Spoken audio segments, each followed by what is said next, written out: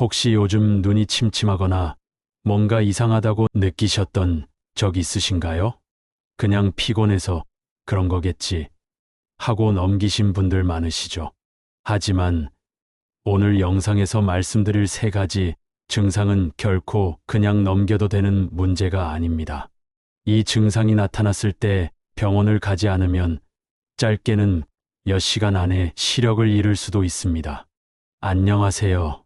안과 전문의 김정수입니다. 국내 대학병원에서 수년간 진료와 수술을 해온 경험을 바탕으로 오늘은 눈 건강에 있어 특히 중요한 내용을 전해드리고자 합니다. 오늘은 제가 정말 무거운 마음으로 이 이야기를 전해드립니다. 오늘 알려드릴 이 정보는 당신의 소중한 시력을 지켜주는 결정적인 열쇠가 될 수 있습니다. 첫 번째 증상은 바로 색이 이상하게 보인다, 흐리게 보인다는 것입니다. 눈이 아픈 게 아니라 시신경이 보내는 마지막 신호일 수 있습니다. 보통 눈에 문제가 생기면 대부분 침침하다, 건조하다 정도로 생각하십니다. 그런데 색이 평소보다 옅어 보인다면, 그리고 빨간색이나 파란색이 유난히 덜 선명하게 보인다면 단순한 시력 저하 문제가 아닐 수 있습니다. 실제로 저희 병원을 찾아오신 57세 여성 환자분이신 김정자 님의 사례가 있습니다. 이분은 평소 건강에 관심이 많아 정기적으로 내과 검진은 받아오셨지만 안과는 5년 이상 방문하지 않으셨다고 합니다. 그런데 어느 날부터인가 TV 화면에서 빨간색이 탁하게 보이고 가로등 불빛이 예전 같지 않게 느껴졌다고 하셨어요. 처음엔 집 조명이 문제인가 싶어 LED를 교체하기도 하셨다고 합니다. 하지만 시간이 지나면서 증상이 점점 악화되었고, 특히 눈을 좌우로 움직일 때 눈 안 깊숙한 곳에서 찌릿한 통증이 느껴졌다고 하셨습니다. 책을 읽을 때도 글자와 글자 사이가 흔들리는 느낌이 들고 집중도 잘 안 되는 경험을 하셨다고 하죠. 이러한 증상을 그냥 넘기셨다면 어땠을까요? 김정자님은 딸의 권유로 병원을 찾으셨고, 저희가 정밀 검사를 진행한 결과 시신경염 진단을 받게 되셨습니다. 시신경염은 말 그대로 시신경에 염증이 생기는 질환입니다. 시신경은 눈에서 받아들인 빛과 이미지를 뇌로 전달하는 역할을 하는데, 여기에 염증이 생기면 그 과정에 문제가 생깁니다. 그 결과 우리가 보는 색감이 왜곡되거나 시야가 흐려지고 통증까지 동반되는 것입니다. 시신경염은 보통 20에서 40대에서 많이 나타나는 것으로 알려져 있지만 고령층에서도 얼마든지 발생할 수 있습니다. 특히 고혈압이나 당뇨병, 갑상선 질환 등 전신적인 기저질환이 있다면 시신경염의 발생 위험이 더 높아집니다. 문제는 이 병이 조용히 그러나 빠르게 진행된다는 데 있습니다. 치료 시기를 놓치면 시신경 자체가 위축되기 시작하면서 손상된 부분은 회복이 불가능해질 수 있습니다. 시력은 곧 삶의 질인데, 이런 변화를 초기에 감지하지 못하고 늦게 발견하면 평생 안경이나 렌즈로도 교정이 안 되는 시야 손실이 남을 수 있습니다. 다행히 김정자님은 빠르게 병원에 오셔서 고용량 스테로이드 치료를 받으셨고 수주 내에 대부분의 시력을 회복하실 수 있었습니다. 하지만 만약 며칠만 늦었더라도 중심 시야 손실은 피할 수 없었을 거라는 게 저희 의료진의 의견이었습니다. 이처럼 색감이 이상하게 느껴지고 눈을 움직일 때 통증이 나타나는 증상은 절대로 단순한 피로나 일시적인 문제로 생각하셔서는 안 됩니다. 특히 50대 이상이시고 기저질환이 있으시다면 이 신호를 절대 무시하지 마시고 하루라도 빨리 안과 진료를 받으시길 바랍니다. 눈앞에 떠다니는 건 먼지가 아니라 당신의 시야를 덮을 위협입니다. 두 번째 증상은 눈앞에 부유물이 갑자기 많아지거나 한쪽 시야가 어두워지는 느낌입니다. 65세 남성 환자분이신 박정철님의 사례를 소개해 드리겠습니다. 평소 건강하시고 자전거 타기와 산책을 즐기시는 분입니다. 그런데 어느 날 아침 일어나자마자 왼쪽 눈앞에 까만 점들이 여러 개 떠다니는 걸 느끼셨다고 합니다. 전날 밤늦게까지 스마트폰을 사용하신 탓에 눈이 피로해서 그런 줄 아셨다고 해요. 하지만 그날 오전 내내 부유물은 줄어들지 않았고 오후가 되면서 왼쪽 시야의 절반이 마치 검은 커튼으로 가려진 듯한 느낌이 들었다고 하셨습니다. 이런 증상은 단순한 노안이나 비문증과는 전혀 다른 응급 상황입니다. 저희 병원에서 박정철님을 검사한 결과는 바로 망막박리였습니다. 망막박리는 눈 안의 가장 안쪽에 있는 빛 감지 조직인 망막이 제 위치에서 떨어져 나가는 질환입니다. 망막은 카메라의 필름에 해당하는 역할을 하는데 이 필름이 떨어져 버리면 아무리 좋은 렌즈가 있어도 선명한 상을 만들 수 없습니다. 더 무서운 건 이 망막박리는 한번 떨어지기 시작하면 굉장히 빠르게 진행된다는 것입니다. 초기에는 부유물만 보이다가 어느 순간 시야의 일부분이 완전히 차단되면서 앞이 보이지 않게 되는 것이죠. 망막박리는 보통 고도근시가 있거나 백내장 수술을 받은 이력 또는 눈에 충격을 받은 이들에게서 많이 발생합니다. 그러나 건강했던 분들도 나이가 들며 유리체의 변화로 인해 충분히 겪을 수 있는 질환입니다. 박정철님은 다행히 오전 중에 안과에 내원하셨고 정밀 검사 후 바로 오후에 응급 수술을 받으셨습니다. 수술 당시 망막이 거의 중심부까지 박리된 상태였으며 만약 하루만 늦게 오셨더라면 중심 시야를 완전히 잃을 수도 있는 상황이었습니다. 현재는 시야 일부가 약간 흐릿하긴 하지만 자전거를 다시 탈 수 있을 정도로 일상생활에는 큰 지장이 없는 상태로 회복하셨습니다. 여기서 중요한 점은 대부분의 사람들이 이런 증상을 처음 경험했을 때 일단 좀 더 지켜보자, 잠 좀 자면 괜찮아지겠지 하고 넘긴다는 것입니다. 하지만 망막박리는 그런 여유를 허락하지 않습니다. 특히 눈앞에 번쩍이는 빛이 보이거나 갑작스럽게 검은 점이 늘어나고 시야 일부가 가려지는 경험이 있다면 하루라도 기다리지 말고 즉시 안과에 방문하셔야 합니다. 그리고 야간이거나 주말이라면 망설이지 마시고 응급실을 찾으셔야 합니다. 그 몇 시간이 시력을 지킬 수 있느냐를 결정짓는 시간입니다. 눈과 머리가 같이 아프다면 실명까지 6시간도 걸리지 않을 수 있습니다.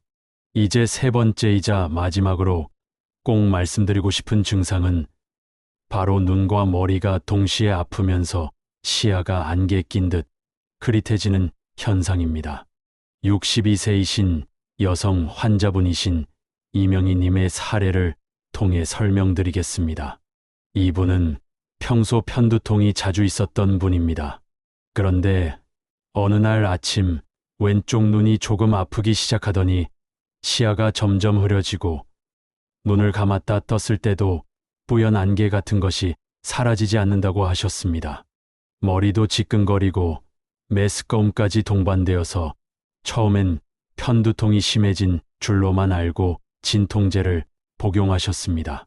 하지만 증상은 시간이 갈수록 악화되었고 결국 응급실을 찾게 되셨습니다. 검사 결과는 급성 폐쇄각 녹내장이었습니다. 흔히 말하는 급성 녹내장입니다. 이 질환은 눈 안의 방수가 제대로 배출되지 못해 안압이 급상승하는 병입니다. 안압이 급격히 올라가면 눈 뒤쪽의 시신경이 압박을 받게 되면서 빠르게 손상됩니다. 무서운 건 이 손상이 진행되기 시작하면 단 몇 시간 안에 실명에 이를 수 있다는 점입니다. 이명희님의 안압은 내원 당시 55 수은주 밀리미터 이상이었고 일반적으로 10에서 21 수은주 밀리미터 정도가 정상 범위입니다. 즉, 눈이 터지기 직전의 수준이었습니다. 즉시 안압을 낮추는 약물을 투여하고 응급 레이저 시술을 시행하여 방수의 흐름을 확보한 후 다음날 외과적 수술까지 이어졌습니다. 다행히 시력은 어느 정도 회복되었고 손상된 시야도 일정 부분은 복원되었지만 이후로는 정기적인 안압 검사와 약물 치료를 지속해야 하는 상태가 되셨습니다.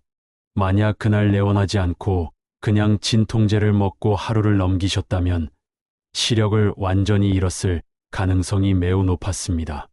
급성 녹내장은 특히 여성에게 더 자주 나타나는 경향이 있습니다.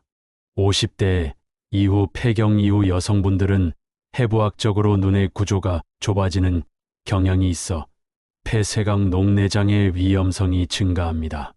게다가 이 질환은 야간, 즉 어두운 환경에서 더 자주 발생하는 경향이 있습니다. 밤이 되면 동공이 확대되며 방수의 흐름이 더욱 나빠지기 때문입니다. 그래서 새벽녘이나 한밤중에 눈이 갑자기 아프고 머리도 욱신거리며 시야가 흐려질 경우에는 절대 잠이나 더 자보자는 선택을 해선 안 됩니다. 이럴 때는 시간이 곧 시력입니다. 주말이나 심야라도 망설이지 말고 24시간 응급진료가 가능한 병원이나 안과 응급실을 바로 찾으셔야 합니다. 실제로 저희 병원에서도 급성 녹내장으로 야간에 응급수술을 시행하는 경우가 해마다 수십 건에 이릅니다. 이 질환은 조기에 발견하고 빠르게 안압을 낮추면 시력을 지킬 수 있습니다. 하지만 반나절만 늦어도 그 손상은 돌이킬 수 없습니다. 그리고 한번 손상된 시신경은 아무리 현대의학이 발전해도 복원이 불가능하다는 점 꼭 기억해 주시길 바랍니다. 지금 이 영상을 보시는 분들 중에도 요즘 들어 눈이 좀 뻐근하고 시야가 뿌옇다고 느끼셨던 분들이 계실지도 모릅니다. 바로 그 느낌이 시신경이 보내는 마지막 구조 요청일 수 있습니다. 한시라도 빠르게 병원을 찾아주시길 다시 한번 간곡히 당부드립니다. 지키는 습관 하나가 시력을 잃는 걸 막을 수 있습니다. 그렇다면 이러한 위험한 상황을 막기 위해 우리가 평소에 실천할 수 있는 눈 건강 습관에는 어떤 것들이 있을까요? 첫째, 40세 이상이시라면 매년 최소 한 번은 정밀한 안과 검진을 받으셔야 합니다. 단순한 시력 검사뿐 아니라 망막 사진, 시신경 두께 검사, 안압 측정까지 포함된 포괄적인 검사가 중요합니다. 특히 가족력의 녹내장, 황반변성, 당뇨 망막 병증이 있는 경우에는 검진 주기를 6개월 단위로 짧게 잡는 것도 좋은 방법입니다. 시신경은 서서히 손상되기 때문에 초기에는 자각 증상이 거의 없고 검진을 통해서만 발견되는 경우가 많습니다. 둘째, 하루 중 컴퓨터나 스마트폰을 많이 사용하시는 분들이라면 20-20-20 법칙을 꼭 실천해 주세요. 20분마다 시선을 화면에서 떼고 20피트, 약 6m 이상 떨어진 곳을 20초 이상 바라보는 것입니다. 이 습관은 단순한 눈의 피로 회복뿐 아니라 눈의 조절 근육을 이완시켜 안압을 안정화시키는 데도 도움이 됩니다. 특히 장시간 모니터 앞에 앉아 있는 직장인이나 스마트폰으로 영상 시청이 잦은 중장년층에게 매우 효과적인 방법입니다. 셋째, 자외선 차단은 많은 분들이 간과하지만 실제로는 굉장히 중요한 부분입니다. 우리 눈도 피부처럼 자외선에 의해 손상될 수 있습니다. 강한 햇볕 아래에서 선글라스를 쓰지 않으면 수정체가 점차 혼탁해지며 백내장 발생 위험이 커지고 망막 중심부의 황반에도 스트레스가 쌓이게 되어 황반변성으로 진행될 수 있습니다. 그래서 흐린 날이나 가을, 겨울철에도 자외선 차단 렌즈나 모자를 착용하시는 습관이 필요합니다. 넷째, 무심코 눈을 비비는 습관은 절대 삼가야 합니다. 특히 알레르기성 결막염이 있는 분들은 눈이 가려울 때 본능적으로 눈을 비비는 경우가 많습니다. 하지만 이 행동은 각막의 미세한 상처를 유발할 뿐 아니라 망막에도 미세한 진동과 압력을 가해 망막박리의 위험 요소가 되기도 합니다. 실제로 수면 중 무의식적으로 눈을 비비는 습관을 가진 분들 중 각막이 약해지거나 원추각막이 발생한 사례도 적지 않습니다. 가려운 눈에는 냉찜질이나 인공 눈물로 대응하는 것이 훨씬 안전한 방법입니다. 다섯째, 무엇보다 중요한 건 시야의 변화나 색감의 이상을 느낄 때 망설이지 않고 병원을 찾는 것입니다. 며칠 지나면 괜찮아지겠지라고 생각하고 시간을 보내다 보면 병이 진행되어 돌이킬 수 없는 손상을 입게 됩니다. 시야가 좁아지는 느낌, 특정 방향에서 어두운 그림자가 생기는 느낌, 색이 선명하지 않고 누렇게 보이는 증상 등이 나타난다면 그것은 단순한 노안이 아닌 질환의 초기 신호일 수 있습니다. 하루라도 빨리 검사를 받고 필요하다면 치료를 시작하는 것이 시력을 지키는 가장 확실한 길입니다. 오늘 이야기한 3가지 증상은 단순한 피로가 아닙니다. 지신경염, 망막박리, 급성농내장은 단 몇 시간 혹은 며칠 사이에 시력을 빼앗아갈 수 있는 무서운 질환입니다. 이 영상을 끝까지 시청하신 여러분은 이미 시력을 지키는 힘을 갖게 되셨습니다. 주변에도 공유해 주세요. 여러분께서 보내는 이 영상 하나가 누군가의 소중한 시력을 지켜줄 수 있습니다. 다정한지의 채널에서는 앞으로도 이렇게 실제 사례를 바탕으로 건강에 꼭 필요한 정보를 전해 드릴 예정입니다. 지금 바로 구독과 알림 설정해 두시면 다음 영상도 놓치지 않으실 수 있습니다. 지금 여러분의 눈이 보내는 신호, 결코 우연이 아닐 수 있습니다. 지금 바로 확인하세요. 감사합니다.